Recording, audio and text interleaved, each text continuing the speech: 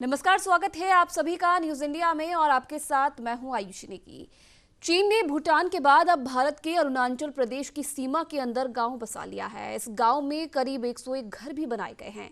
ये गांव अरुणाचल प्रदेश में वास्तविक भारतीय सीमा के करीब 4 किलोमीटर से ज्यादा अंदर स्थित है।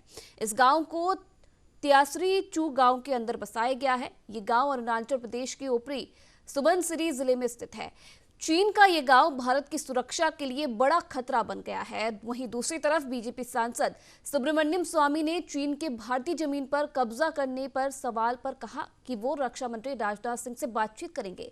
जानकारी के मुताबिक ऊपरी सुबनसिरी जिला भारत और चीन के बीच लंबे समय से विवाद का केंद्र रहा है। इसे लेकर सशस्त्र संघर्ष भी हो चुका है। रिपोर्ट में सैटेलाइट तस्वीरों को कई विशेषज्ञों को दिखाया गया है और उन्होंने चीनी गांव की पुष्टि की है। चीन ने इस गांव का ऐसा समय पर निर्माण किया है जब पश्चिम सेक्टर में लद्दाख में भारत और चीन की सेनाएं आमने सामने हैं। तो वहीं दूसरी तरफ एआईएमआईएम सांसद असदुद्दीन ओवैसी ने इस मसले पर पीएम मोदी पर सवाल उठाए हैं। उन्होंने सोशल मीडिया पर लिखा कि चीन हमारी जमीन पर गांव बना रहा है, क्या ये शी जिनपिंग के लिए स्पेशल आवास योजना है? उन्होंने लिखा कि मिस्टर मोदी देश के सबसे कमजोर प्रधानमंत्री हैं। चीन के कब्जे पर उन्होंने लगातार चुप्पी साध रखी है।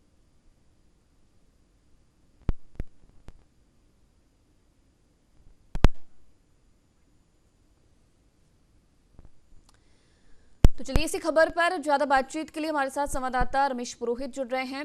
रमेश जी, जिस तरीके से लगातार लद्दाख में चीनी सेना के साथ हमारा गतिरोध जारी है और अभी तक फिलहाल उसका कोई नतीजा नहीं निकला है, लेकिन दूसरी तरफ अब अरुणाचल प्रदेश में भी चीन धीरे धीरे कब्जा करने की कोशिश कर रहा है। माना यह जा रहा है कि 4 किलोमीटर दूरी स्थित पर वहां पर एक गांव बसाया गया है चीन की तरफ से, जहां पर 130 घर भी बनाए गए हैं।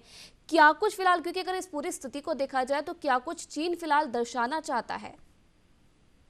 जी आयुषी सही कह रही हैं आपके। चाइना की जो विस्तारवादी नीति के खिलाफ प्राइम मिनिस्टर नरेंद्र मोदी ही एकमात्र ऐसे व्यक्ति हैं पूरी दुनिया में जिन्होंने इस बात को रेखांकित करते हुए हर स्तर पर जो है अपनी बात को रखा है।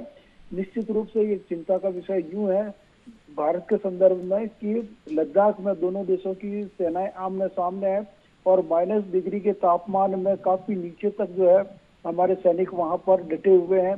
लिहाजा चाइना लद्दाख में कुछ कर नहीं पाया।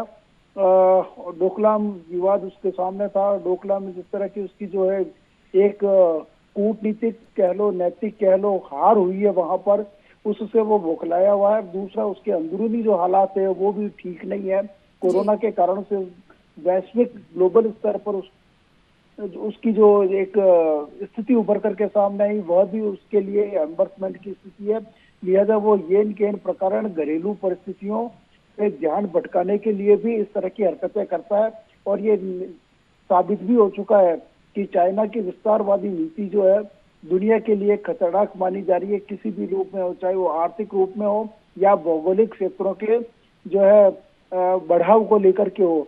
लिहाजा चूंकि ये भारत के संदर्भ की बात है, पश्चिम में जहां पर की भारतीय सेनाओं ने उसको रोक रखा है आगे बढ़ने से, वहीं वह कई इस तरह के और जो है ठिकाने खोज रहा है जिसमें अरुणाचल प्रदेश का ये जो मामला है, अरुणाचल प्रदेश का ये जो सुबनगिरी जिला है वो हमेशा से दोनों देशों के बीच में विवाद का विषय रहा है। चाइना इसको अपने क्षेत्र की जमीन मानता है, जैसे कि लद्दाख और उसके उत्तरी इलाके भी वह अपने जो है अधिकार क्षेत्र में मानता है, जबकि भारत में इस मामले में बहुत कड़ा रुख अपना चुका है और ये मामला चूंकि केंद्र सरकार के संज्ञान में भी है, लिहाजा वही इसके ऊपर कुछ जो है प्रभावी जो है क्या कहना चाहिए नियंत्रण रख सकता है। जबकि असदुद्दीन ओवैसी जैसे जो लोग सवाल उठा रहे हैं, निश्चित रूप से जो सरकार के ऊपर विपक्ष सवाल उठाते हैं, अगर इस तरह की गतिविधियां होती है तो वो उनका एक धर्म है कि वो सरकार के बारे में इस तरह की चीजें संज्ञान में ले कि अगर सीमा के अंदर 4.5 किलोमीटर के अंदर अगर कोई अपनी जमीन के अंदर घुस करके इस तरह की हरकतें करता तो निश्चित रूप से यह सीमाओं का उल्लंघन भी माना जाता है और वैदेश क्या कहना चाहिए विदेश नीति या और जो पॉलिसीज है उसके खिलाफ भी जाती है। सुब्रमण्यम स्वामी ने भी इसके बारे में जो कहा है कि वे जो है गृह मंत्री राजनाथ सिंह से इसके बारे में बात करेंगे या रक्षा मंत्री से बात करेंगे। लिहाजा मामला बहुत गंभीर है और सरकार को भी इसके ऊपर थोड़ा सा ध्यान देना चाहिए कि आखिर में मामला क्या है। अगर सीमा विवाद है तो मिल बैठ करके तो निपटाया भी जा सकता है, लेकिन आपके घर के अंदर की सीमा के अंदर आकर के कोई व्यक्ति इस तरह से या कोई देश अगर इस तरह की हरकत करता है तो निश्चित रूप से यह जो है एक चुनौती के रूप में आता है। सुरक्षा के लिए भी खतरा है। लिहाजा मामला चूंकि अब पब्लिक डोमेन में आ चुका है, लिहाजा सरकार भी इस तरह से इस मामले को कहीं न कहीं देख रही होगी, समझ रही होगी। और जबकि सैटेलाइट आजकल तो अत्याधुनिक जो तौर तरीके आ चुके हैं कि आपका पल पल में पता लग जाता है कि कौन व्यक्ति कहाँ पे किस स्थिति में है।